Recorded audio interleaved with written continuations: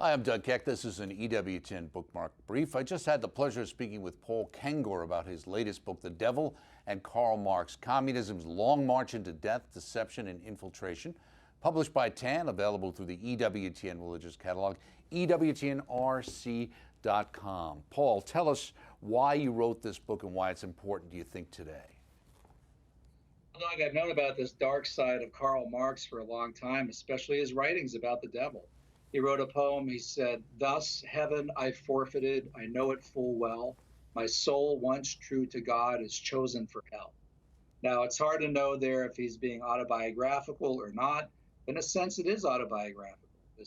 From a Jewish family, converted to Christianity, became a militant atheist, and then started this militant, atheistic, materialist philosophy that has led to the death of over 100 million people over the last 100 years.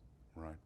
Now, it's interesting, you've got some interesting stories in here. You got stories by Bella Dodd, infiltration in the church, infiltration into the mainline Protestant denominations as well. But we're talking about communism. Isn't that a thing of the past?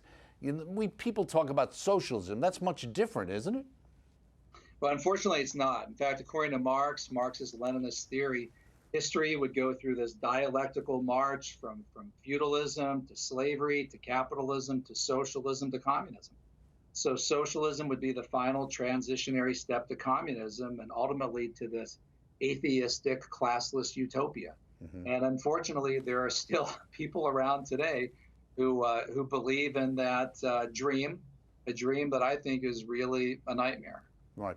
Well, let me ask you, a lot of times people will say, well, socialism, there's liberation theology. We heard about that in Latin America. But we also have, this idea that if you look at the early church, they were living in community. I mean, so in some ways, wasn't Jesus and the apostles kind of socialists? We have religious orders today who live in common. That's kind of socialistic. So is it really a problem? Well, among other things, those orders voluntarily chose to give up their wealth, share things, the Franciscans. And of course, they were fully committed to Christ, to a Christian mission.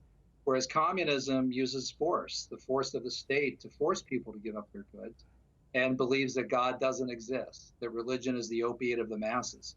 So it's based on an entirely different worldview.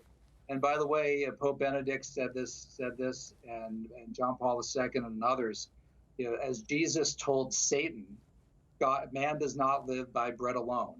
As Augustine said, we have a God-shaped vacuum in all of us, not a dollar-shaped vacuum. And the communists really do act as if we do live by bread alone. And if we just solve that problem, everything would be okay. Benedict and John Paul II said it's an anthropological problem above all. They don't understand human nature. And I would agree with that. Right, very good. The book is The Devil and Karl Marx by Paul Kengor, Communism's Long March into Death, Deception, and Infiltration. An interesting read. Check it out through our EWTN Religious Catalog, EWTNRC.com. Look for the interview coming soon on the network and on the web. Thank you so much for stopping by. An EWTN Bookmark Brief. Thank you very much. We'll see you next time.